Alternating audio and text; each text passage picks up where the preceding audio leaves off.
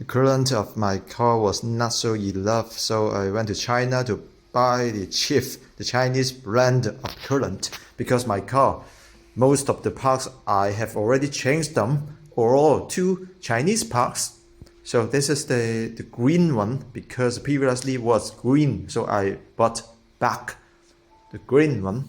So here is the coolant and alloy. I already changed the valve cover.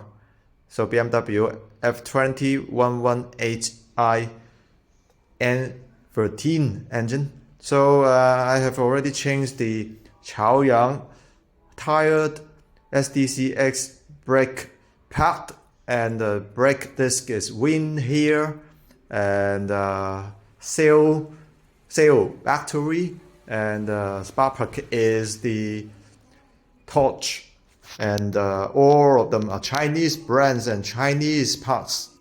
Chinese brake oil, and also the